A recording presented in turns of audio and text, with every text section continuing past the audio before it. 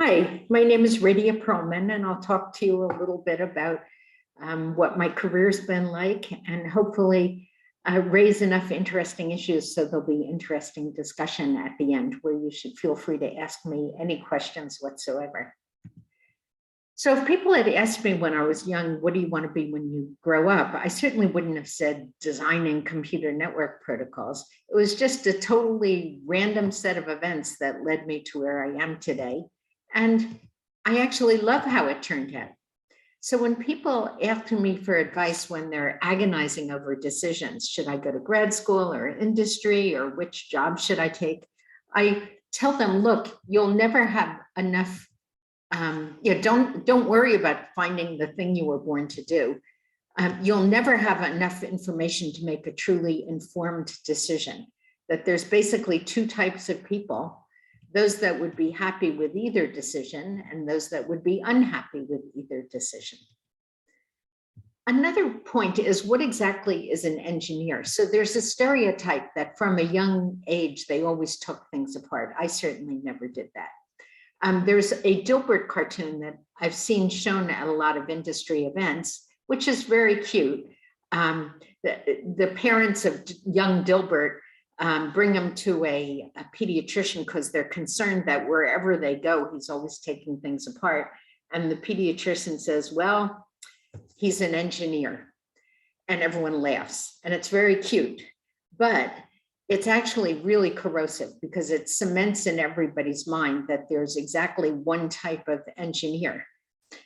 Am I an engineer? Again, I never took anything apart. It never occurred to me to do that. I would have assumed that I would break it or get electrocuted or something. I'm sort of very different from other people in some ways. So one of my superpowers is that I have very small memory. Other people got through school by basically remembering what the teacher wanted you to say and parroting it back on a test. I never could do that. I had to be able to deeply understand things and be able to derive the answer from the 2 or 3 facts that I could remember. That also means that when I'm approaching a problem, I have to get rid of all things that are really irrelevant details and get to the heart, the conceptual heart of the problem, which leads to a very simple and solution to the right problem. Another superpower that I have is that I hate computers. So I design stuff for people like me. Like it's true that having a network is useful in a hospital, but doctors really shouldn't have to be network experts in order to keep the network running. So I just design stuff that you plug it in and it just plain works. When I did the spanning tree bridge thing, which I can talk a little bit about later, people complain to me that there are customers that really hate it because it's the most boring thing that digital ever produced. You just plug it in and never think about it again. So I said, okay, if they want knobs, I'll give them knobs, but you don't have to touch the knobs. And if you do touch the knobs, you can't hurt yourself. Any setting of the knobs still works. Another superpower is skepticism. So I don't have an opinion before I deeply understand something. And the more people say outrageously exaggerated claims about something, the more skeptical I become.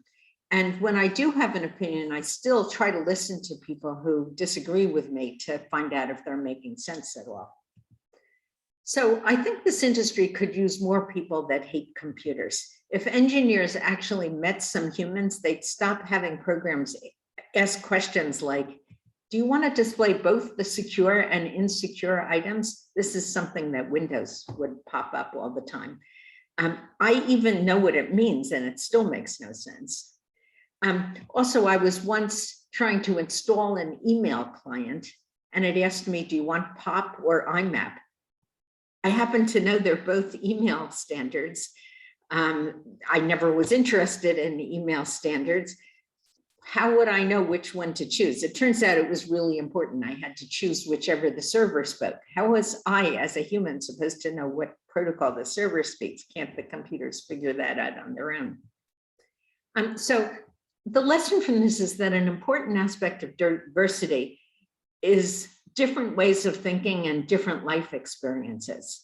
So, you know, if all the people on the team are the type that love to dive right in and write code, and even if they don't understand the problem, and then they add more stuff to it when it doesn't work in all cases. Yes, it's great to have people like that, but it's also good to have people who, you know, are more like me, that sort of really think about it first and get a really clear idea of what needs to be done. So in high school, I was always good in classes. And I wasn't even very happy about it. It was like, okay, we're taking chemistry this year. I'm going to be the best student. Oh, we're taking physics. I'm going to be the best student. I wasn't even happy about it. I had a fantasy that some boy would do better than me at some math or science thing. And my plan was to fall in love with him and marry him. The reason I'm telling you this is the first introduction I had to computers was that a teacher in high school noticed there was a class at a local college that was teaching computer programming, and the timing worked out so that she could sign a few of us up to the class, drive us there after school, wait for the class to be over, and drive us home. This was all volunteer on her part. Teachers are just incredibly awesome. So here I was walking into a computer programming class, and all the students were bragging about how they had built ham radios when they were 7. I had no clue what a ham radio was. And then they were asking questions with fancy words like input. I had no idea what that meant. And so for the first time in my life, I just assumed I was so far behind all these people that I'd never be able to learn anything. And my mind shut down, and I actually learned nothing from that class. Luckily, my grade in that class didn't matter for anything. But the lesson is that if you assume you can't do something, you won't. So the next part of my career was I did learn to program. And the way that I learned to program, because at this point I was in college and I knew I was interested in all sorts of science and math as long as it didn't involve computers. So I was taking a physics class, and the TA said to me, I have a project and I need a programmer. Would you like to be my programmer? And I said, I don't know how to program. And he said, yes, I know. That's why I'm asking you, because I have no money to pay you. And if you knew how to program, you'd expect to be paid. But you're obviously bright. I was doing very well in the class. And I'm sure you could learn. So the reason I agreed to do it, to be frank, was I had a boyfriend at the time who knew how to program. So I figured he could help me if necessary. Now, it turns out I loved programming, and there was really nothing to it. There was no reason why I couldn't have learned it in that high school class. So later, I got a paying job at the Logo Lab, which was a language for teaching elementary school kids how to program. And I kind of, you know, I was doing debuggers and just sort of implementing the language itself. But then I was sort of inspired to invent a whole way of teaching all the programming concepts to very young kids. And it involved, you know, special keyboards. And in particular, one of the aspects of it was building programs out of physical objects, where the physical objects were a command, and you would create a program by plugging these things together. Now, I didn't actually take this very seriously. Even though it turns out it actually had a lot of potential, but I was kind of embarrassed about it at the time. I was the only female around, and I wanted to be taken seriously as a scientist. And the thing I was doing involved these adorable little kids. So that couldn't be science. The kids were way too cute. So I eventually stopped doing it and got into sort of more serious stuff. And I hadn't really thought about it for many years until like 20 years later, someone from the MIT Media Lab got in touch with me and said, "Are you Radia Perlman?" And I was thinking, why, yes. And they were going to ask me about network protocols. He said, "Oh, you're the mother of tangible computing." And I said, "Oh, what's that?" And it turned out the idea of plugging physical objects together and making a program out of that. Anyhow, I went to grad school right after undergraduate, as you would sort of expect. And I knew how to take classes. So I had gotten all the classes done. I had taken my comprehensives. The only thing left was a thesis. Now, my perception was that everybody else was in graduate school because they were smart. I had just gotten into graduate school because I studied really hard. I couldn't imagine doing original research, just some other species did that. And I had to find my own advisor because the MIT math department at the time was not at all helpful. You had to find your own advisor. So I would knock on doors and say, "I need an advisor." And all the professors said, "Well, I'm a big, important, busy person," which was very discouraging because, again, I was afraid if any of the professors actually got to know me, they'd realize I was just an ordinary person and not this other species that can do original research. So that's called imposter syndrome, which most people feel at least some of the time, and hopefully knowing that everybody feels that way will help somehow. But at any rate, an old friend at just the right time said, "Are you enjoying grad school?" And I said, "Not really, I'm floundering. I have no idea how to get started on a thesis." He said, "Oh, come join our group."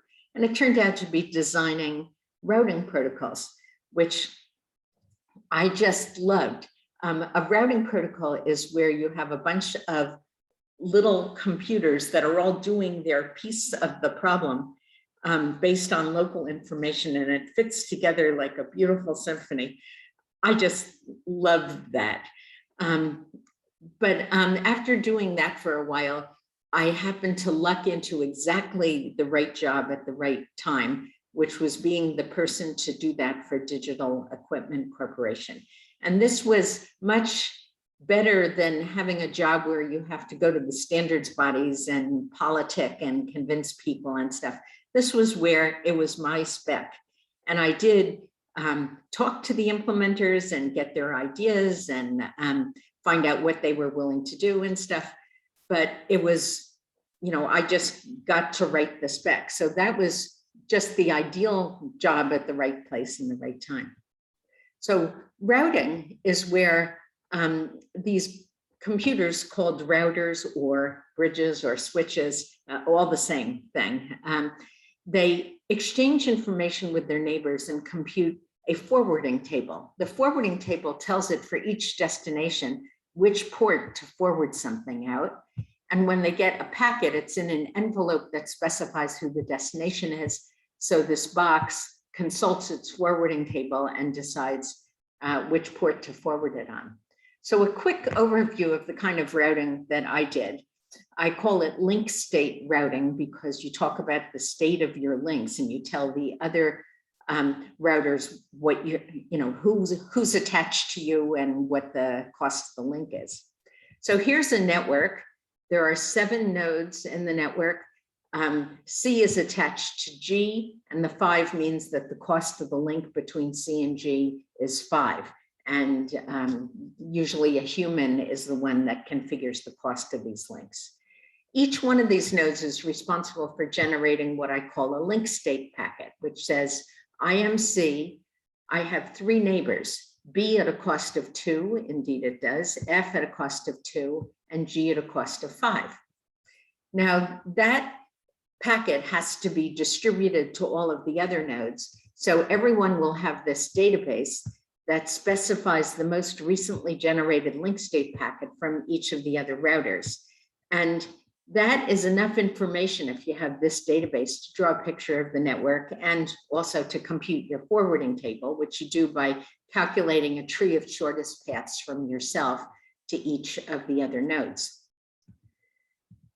So some of my contributions to routing, I was not the first person to come up with the concept of link state routing. It was done in the ARPANET.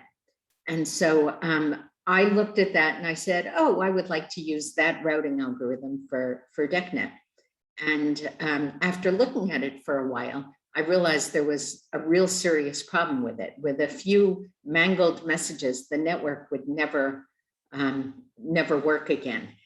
So I wrote a paper showing the vulnerability in the ARPANET algorithm. And I pointed out that networks have to be much more robust than PCs. If your PC gets into a bad state, you just reboot it. You can't reboot a network. And the way that people tend to manage a network is from one location. They send messages across the network to the other routers to diagnose what the problem is and to send messages again to fix things. But if the network itself is broken, you can't do that.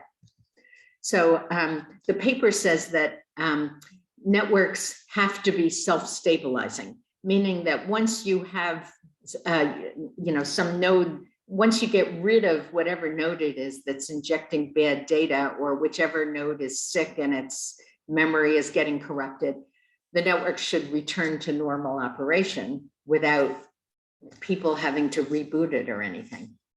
And I showed how to make linked state routing self-stabilizing. And so today everyone does it that way, and linked state routing works very well. But so I submitted my paper. I was all excited about getting a published paper. I didn't have an advisor who really knew the process very much. So I got 2 reviews, and reviews are anonymous. So one of the reviews said that it was a very good paper. The other review basically said he said as many horrible things about it as he could. He said it was badly written, it wasn't original, it was incorrect, which is kind of weird, saying, hey, you stole my wrong ideas. And the author was ugly, anything that he could think of. Now, although reviewers are anonymous, it was pretty obvious to me that it must have been the guy who designed the ARPANET algorithm who was feeling defensive, that my paper seemed to be attacking his design. Also, there was sort of a bit of ego there, that there were so few people thinking about routing. He was sort of thinking he was the world's expert on routing and nobody else should think about it. So I never would have attempted to submit another paper because I figured all routing papers would get sent to him and he would reject them all. Except I was lucky enough that the other reviewer must have been, again, it was anonymous, but Misha Schwartz, who was a famous professor at Columbia, got in touch with me and said, you wrote this paper, and sort of described my paper, and said, I'm using it in my class, so I need a proper bibliographic reference. Where was it published? And I said, oh, it was rejected. And he said, oh yeah, that happens all the time. Don't let that get discouraged.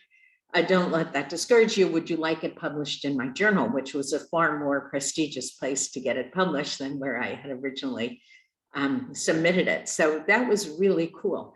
So you have to explain to students not to get too worried about reviews. You should certainly read them, and maybe it can help you improve your paper. If the reviewer is just totally confused, consider it somewhat your fault, that you should make it clearer, figure out where they were getting confused, but you should resubmit it. So whether papers get accepted is almost random. So I tell professors, don't just have your students read good papers. Have them read really horrible papers that were published in prestigious venues, and there are lots of those. Also have them read fantastic, groundbreaking papers, along with reviews from the first 4 times the papers were rejected. So another contribution I made to networking is easier and safer network management. So parameters, these are things that you have to set. You should avoid them. So if possible, just don't have them at all. Sometimes parameters are there because the standards body couldn't decide on what the value should be. So they said, let the customer configure it. But every parameter is something that has to be documented. Customers have to think about it. Another way to avoid them is like for a link cost, instead of asking a human to put a number on it, you could have the neighbors send a few packets to each other and measure the latency and the bandwidth and throw it into an equation and come out with some number. Usually the actual number doesn't matter all that much, but you know, having somebody avoiding a person having to configure it is a good thing. Now, another thing about setting parameters, if the only legal values are in some range, like 10 to 20, don't allow someone to type in a number outside the range, like 791. Now, that's very easy to police. You know, you just don't let them type that. But sometimes you have nodes A and B that both have their parameters set legally, but they don't interwork. So here's an example that I was never able to explain to my otherwise bright college-age son, which is that there's no such thing as a reliable "I am dead now" message, which means that you have to periodically call your mother. And here is an opportunity for a parameter mismatch, which is how often you call your mother versus how long she waits before panicking and calling the police. So in the protocol that I did, my link state protocol had the unfortunate name ISIS. I put in order for neighbors to know that they are neighbors, you send a message that I call a hello message saying, "Hi, I'm Radia." And I put a timer in there. I said, "I expect to hear hellos from me every 30 seconds. And the neighbor who receives this hello says, "Okay, I'll multiply that by 3 and add a couple of seconds. And if I don't hear from my neighbor for that long, I will assume the link is down." Well, another sort of problem in this industry is that people tend to, you know, sort of be very hostile to things that were not invented by their own committee. So the IETF decided they wanted to do a protocol like ISIS, but they wanted to invent their own protocol. So OSPF mostly copied ISIS. They made it a lot more complicated for no good reason, but they also noticed the hello timer in the hello message, and they put it in theirs. But what they did with their hello timer is if you receive a hello message from your neighbor that says, "Hi, I send hellos every 30 seconds, the spec says you compare it with your own configured hello timer, and if they're not identical, you refuse to talk," which is, you know, sort of a very weird rule, and it makes the network kind of brittle. So a lesson is good engineering. In school, maybe it's good to say, "I thought of this all by myself." But in the real world, you should be proud that you did your homework and you learned from others. So before you try to solve something, you say, there are these similar things, and the way they work is such and such.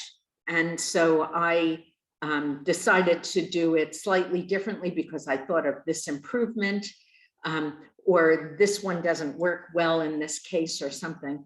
But to just say, I take credit for everything in here because I never looked at anything else. So any ideas in here are mine alone. Be very frightened of such engineers.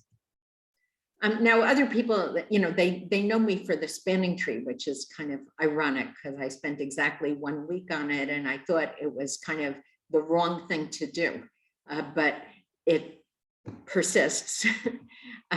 So one thing, when you, I have a pet peeve about how network protocols are taught. They tend to be taught as if TCP/IP arrived on tablets from the sky in its awesome perfection. And what you teach your students is exactly how those standards work. So they can like leave and immediately be able to configure Cisco routers or something, but they don't have any real understanding of the stuff, no sort of critical thinking. The way I teach it is I say, well, okay, here's a conceptual problem. you need to get a unique address when you plug into a network. Well, here's like 7 different ways I can imagine it working. And here are the pros and cons. And by the way, AppleTalk did this, IPX did this, DECnet did this, IPv4 does this. And I've heard that some people say, but my students don't need to know about AppleTalk. But actually, if all you care about is IPv4, let's say, you'll have a much deeper understanding of it if you can see how it compares with other things. And if you ever need to design something else, you ought to know about all of the cool ideas that have existed in other protocols. Often things get reinvented without them having any idea that they existed before. Yeah, one, again, along my pet peeve about standards bodies, for years, the IETF were sort of making fun of the ATM people. You know, what a stupid protocol.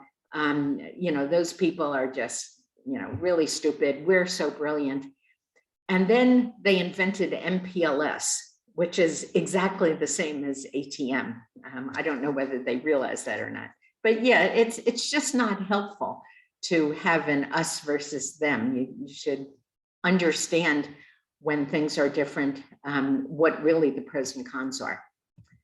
So the way to understand networking is nobody would have actually designed what we have today. It's grotesquely complicated and it's full of kludges and stuff. And it's the only way to understand it is not because it makes sense, but because of seeing the history of how it got this way. So Ethernet, I was doing layer 3 and along came Ethernet. So before that, all the connectivity was just a single link between 2 neighbors, a point-to-point link. And then along came Ethernet, which was a cheap way for a few hundred nodes to all share the same wire, where if 2 of them talk at the same time, they'll interfere with each other. So there was a protocol known as CSMA-CD to avoid collisions or retransmit if you may have collided with somebody else. So, you know, CS as carrier sense means listen politely and don't talk if someone else is talking. MA just says multiple access, and CD is collision detect, meaning that even while you're talking, if somebody else starts talking at about the same time, both of you should stop and then start again a random time later. So it was sort of a very clever, very inexpensive way for a few hundred nodes to all share the same wire. It didn't scale very much. You could only, as I said, have a few hundred nodes, and within like one building, it couldn't be like really far apart. So I saw Ethernet and I said, whoops, my routing protocol wouldn't be efficient with this new type of link. So I had to modify the routing protocol to accommodate the new type of link. So an example of it was that the link state database is proportional to the number of links. So if you had a link with 500 nodes and everyone reported 499 neighbors, then the link state database would get very big.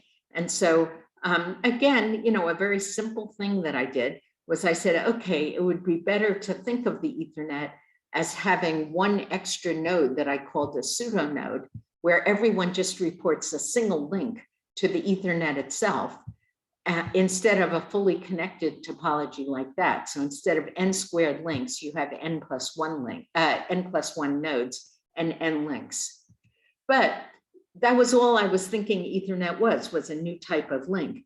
And they should have called it an EtherLINK rather than an Ethernet. Because they called it Ethernet, everyone thought, oh, wow, this is the new way that we're going to do networking. So they built applications that sat directly on the Ethernet and didn't have layer 3 on it. So a router can't forward between links unless the end node puts in the right kind of envelope. So I tried to argue with them and say, no, you need layer 3. And they said, oh, Radia, you're just upset because no one needs your stuff anymore.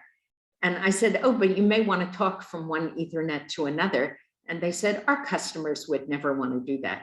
So they built applications directly on Ethernet, but it could only work like within a single building. They made a lot of money for the company, and so they were considered heroes. They would have made just as much money had they done it correctly, which is having layer 3 in the end node. But it was hard to explain that to management. So I was kind of in a bad mood about the whole thing. And then my manager one day said, Radia, we need to design a magic box that will sit between 2 Ethernets and let somebody on one talk to somebody on the other, which is what my stuff did. But the constraint was we've already shipped the end nodes and they don't have layer 3. So without modifying the end node at all, and there are no spare fields in the Ethernet packet, and there's a hard size limit, figure out how to do this. So the basic concept was just having this box listen promiscuously, meaning it listens to every single packet, stores it up, and when the ether is free on some other port, or if it's a token ring, if it gets the token, it forwards the packet on that port. As an optimization, you can learn where the source is based on looking at the source address on a packet that you got.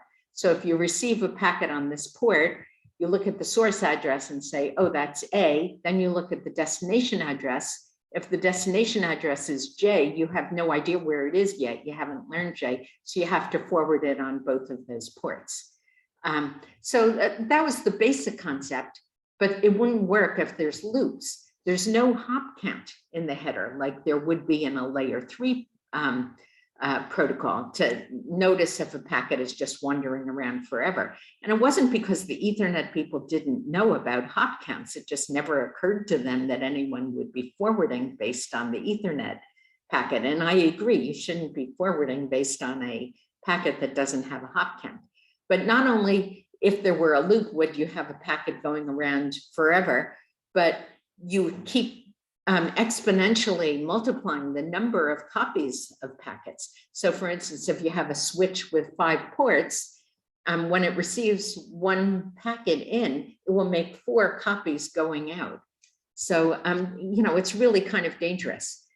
You also can't learn where the source is if it can come from multiple directions. So my manager challenged me to come up with some sort of algorithm that would allow people to configure arbitrary topologies, break all the symmetries to figure out a loop-free subset of the topology, and that subset would be where data would be forwarded, and there should be 0 configuration. And then he thought he was being witty because he thought it was going to be hard. And he said, oh, and make the overhead of the algorithm be a constant regardless of how many bridges and links there are. And that's crazy. Nothing is a constant. I mean, if you're really lucky, you'll come up with something with linear overhead. It's probably going to be n squared. But then he disappeared for a week. He was going on vacation the next week. And this was before there was email or cell phones or anything.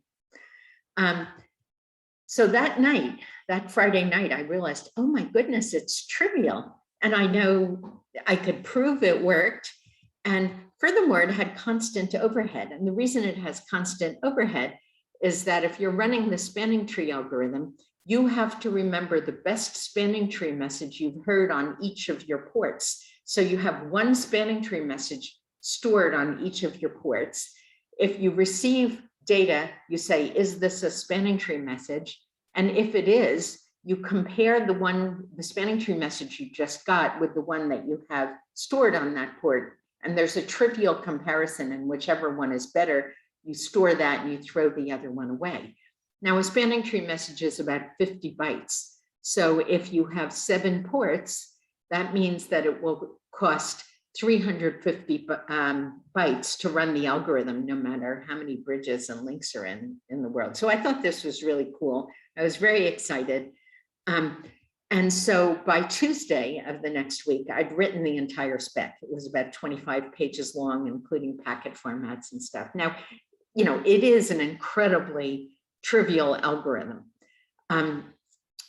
So then I couldn't really, and it was complete enough that whatever I wrote by the end of Tuesday, that was the spec. I never had to fix anything.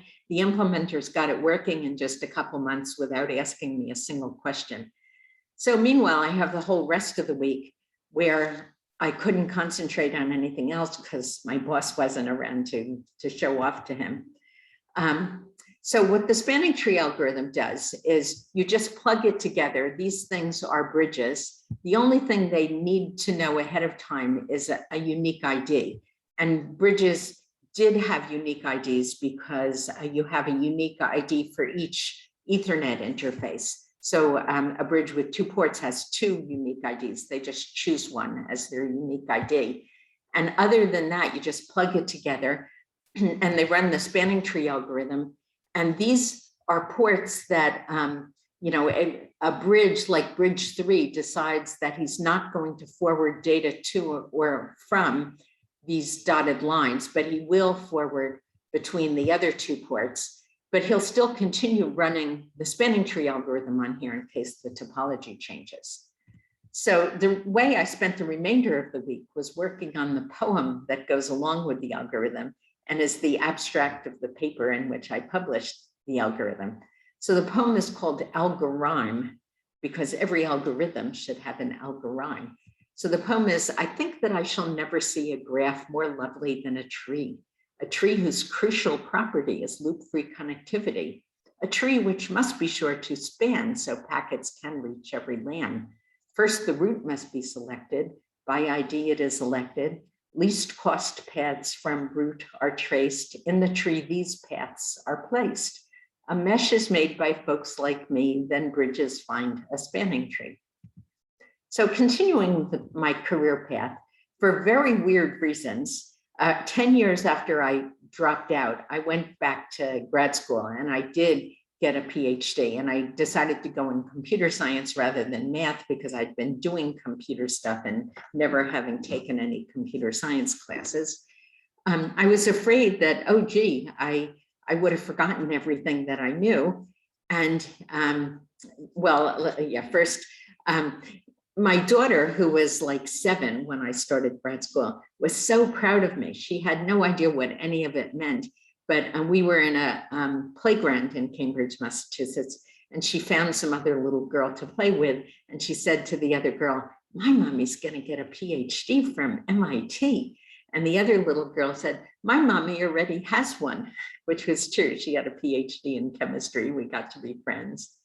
So despite my worrying about my having forgotten everything, just having self-confidence made all the difference in the world. It was very easy and fun going back to grad school the next time. I'd learned some secrets, like when a professor is droning on, ask questions. Before, when I was a kid, the first time, I assumed everyone else in the class was following and I was the only one that was lost. But I could tell by then. I had even taught some college classes, so I could tell when the professor was not really communicating. And sometimes even when I knew what they were trying to say, I would ask questions just to get things focused. And professors really appreciate it when people ask questions. It means they're following, they're interested. Also, when you get problems, that start on them as soon as you get them, rather than in a panic the night before. And I used to be really traumatized about tests. I assumed that the professor was trying to trip you up somehow. This time, I knew how hard it was to come up with test problems. So I was sort of curious what kind of test problems the professor would come up with. And I also knew that if I had done all the homework and I was following the class, I'll do fine on the tests. And at this point, I didn't need an advisor. I sort of knew more about network routing than anyone else on the faculty. And I happened to be really lucky because I had a great thesis topic that was suggested by my manager at Digital. In my first paper that I talked about before, I was talking about how to make the network work once you get rid of whichever node was causing bad packets. And at the end of the paper, I said, oh, you know, this is the best you can do. You can't expect a network to work while someone is actively injecting bad data into the network. So my manager said, well, if you are looking for a thesis topic, why don't you either prove that statement or figure out how to do it. So that was what my thesis was. So what can a malicious switch do? It can give false information in the distributed algorithm for computing forwarding tables. It could flood the network with garbage, so there's no bandwidth left for real data.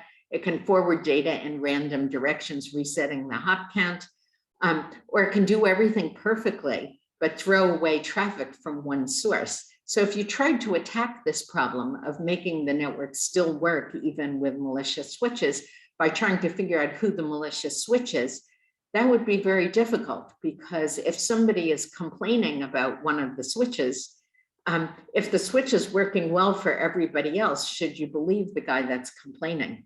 So what I did actually accomplish was that as long as there was one honest path that connects two nodes A and B, they can communicate with a fair share of bandwidth. All the other switches in the network can be arbitrarily malicious, but as long as there's one honest path, they'll be able to talk. Now, you know, again, the way I've never done anything complicated. I just kind of looked at this problem from different angles. And then I, after I had had a committee that all agreed, oh, this is a difficult, important problem, sure, that would be worth a thesis.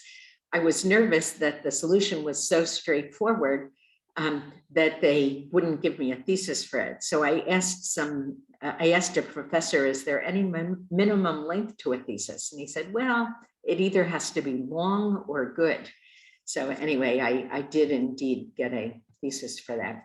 But despite anything that I'd done, I think that no one would have heard of me, except I was lucky enough to have written the book Interconnections, which is about layers 2 and 3. And it became the book that everybody, you know, at Cisco or whatever would have on their bookshelf. So I'm not very good at sort of being self-promoting and aggressively saying that was me, or just sort of acting important. You know, there's some people that you just meet and you know they must be important just because of the way they act. The people that really are smart, they never act that way, but at any rate, so people would be introduced to me after my book, you know, was everywhere. And they'd take one look at me and say, oh, yeah, boring, uninteresting, unimportant person. But then they'd hear my name. It was like, oh, like from the book. So later on, one of my colleagues was doing security at Digital, and he has a similar personality to mine. So again, you know, he did all this wonderful stuff that just, you know, it changed the industry, but nobody really thought of it as being his. So I said, oh, you have to write a book. And so he eventually said, well, how about if you be my co-author? So as a result of, even though my thesis is actually considered kind of an important security result, I wouldn't have thought of what the mainstream security people were doing if I hadn't co-written the book with my co-author, Charlie Kaufman. So just a few other thoughts. Institutional culture. It must be safe to ask questions. That sounds obvious. Of course, it's safe to ask questions, but an example of the opposite is my group at Digital. The culture was sort of dominated by these very aggressive, you know, people that everyone assumed they were geniuses. You know, my manager was fantastic in so many ways, but he, I just sort of made him very confused. You know, he knew that the other people were geniuses, and he just didn't know what to make of me. So when I did anything clever, he was very smart technically. And so like when I presented him with the spanning tree spec and the poem, when he came back from vacation, I mean, he was very impressed, but then he would always look at me and say, how did you think of that? Which was kind of annoying, but he was well-meaning. But at any rate, these people that were so aggressive, if you ever asked a question, especially in public, one of them would say, if you don't know that, you don't belong in this group. Which, just imagine trying to survive in a culture like that. So if somebody asks me a question that everybody knows, like what's a public key, I don't say, How can you not know that? I say, oh, it is the coolest thing ever. And I can't believe my good luck that I have the honor to be the first person to introduce you to the concept. Let me explain it. Also, sometimes people ask really naive questions, but sometimes the naive questions really make you rethink your assumptions. Why is it that we did that? So, listen to these questions, delight in being able to teach, or maybe causing you to rethink your assumptions. So another aspect of this is that once you get to be senior, you sort of think, oh, I'm supposed to know everything. Well, if you actually believe you know everything, you really are dangerous and you should retire. But if you're a true leader, you should be very open about the fact that you don't know everything and you're perfectly comfortable with that. There's nothing wrong with not knowing everything. So you should be secure enough to be open about that and be the first person to ask basic questions. So hopefully I've left enough time for an interesting discussion. Thank you very much. And as I said, you can feel free to ask me about anything.